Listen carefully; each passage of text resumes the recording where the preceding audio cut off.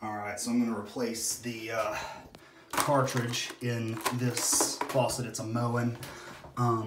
And instead of being able to just replace individual seals, you got to replace the whole cartridge, which is pretty much all plastic. But the nice thing about this kit is it comes with an Allen wrench, so I don't have to dig through my tools for it. I'm just going to pop that off. There we go. Just notice it comes with a set screw too, with some blue thread locker on there, so hopefully it won't come loose like this one did. And this sink is not that old either. I mean, I think it's like 1.5 years, maybe 2 years old, and it's already leaking, but whatever, here we go. All right, so got a set screw in there. Oops.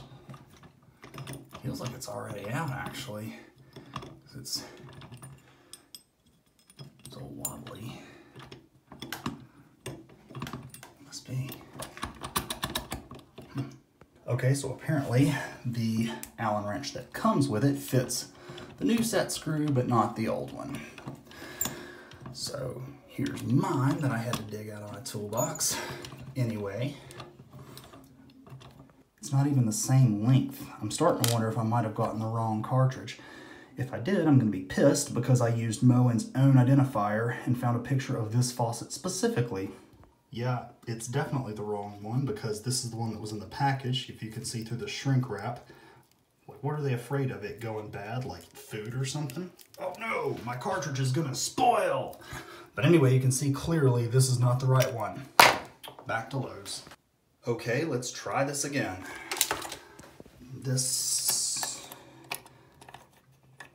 One of this unscrews. Let's thread it. Whoa, that was only like 1.5 turns on there. Like that right there. So that means it will, let's see. 1, 2, 3, 4.5. Whoa, okay, that was 4.5 turns on there that it backed itself off of just from moving the valve back and forth. That is a serious design flaw. There should be some kind of set screw in that or something. All right, take that off, and let's see here. Okay, so looking back there, it looks like there's a clip in there. Aha, that's what's holding it in.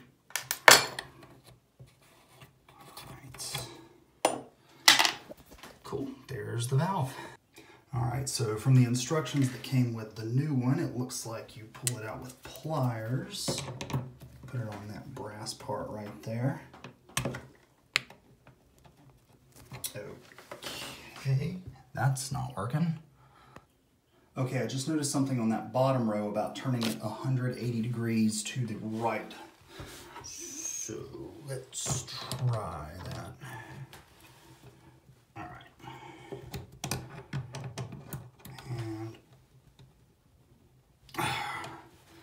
Still not doing anything.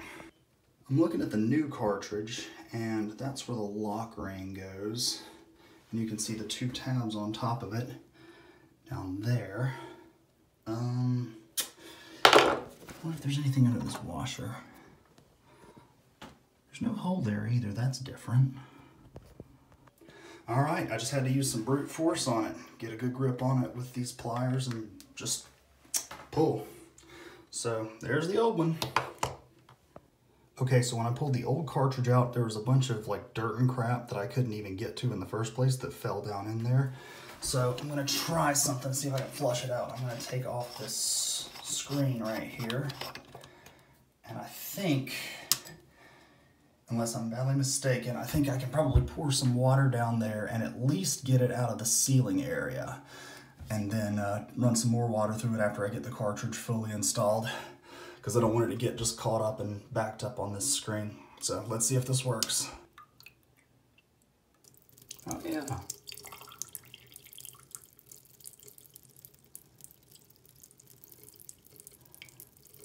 That worked really well. Let's see. Looks nice and clean down there now. Except a little bit of stuff floating there. All right. Well, let's put this thing back together. All right, got the new one here, and it's already pre-lubricated out of the package. So just push that down according to the diagram. Pushing out some of the water I poured down there, but that's to be expected. All right, I'm gonna line it up. Push it down. Oops. Gotta push the plastic part down too. Okay, so I got it back in, and it didn't go in perfectly straight, so I had to take a screwdriver and gently push on these ears to get it lined up. You don't want to push too hard because they're plastic, and you don't want to break them, obviously. So now we're ready for this to go back on, and this should slide right back in the way it came out. It's held up on something. Come on. There we go. All right, I'm gonna take my collar now, put it back on, and this plastic ring, which will obviously unscrew itself at some point during regular use. That's smart. I just remembered this washer here came off of the old one, so I'm just gonna slip it down over it like that. And now for this. And I just noticed this, is that a split? Let me get the thing focused. It's split. This color is, it's split on the top and the bottom. That is really, this faucet sucks. This faucet's like 2 years old, and it's literally got a broken piece here. All right, it took me a second of looking at it to figure out how this goes back on, but you can see there's a little tab on the back that slips into this groove on the plastic piece, and it goes down over the top, and then that piece, which is broken, fits over that. I guess I gotta go back and see if I can find a replacement piece for it, but at least it turns it.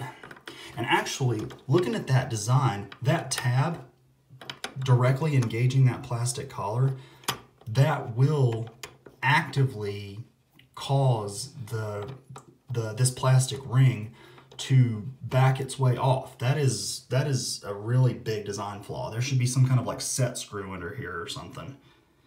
All right, this screw goes back in the middle, and I just tightened it up. I don't want to tighten it too much, obviously, because with a split collar, that could make the problem even worse.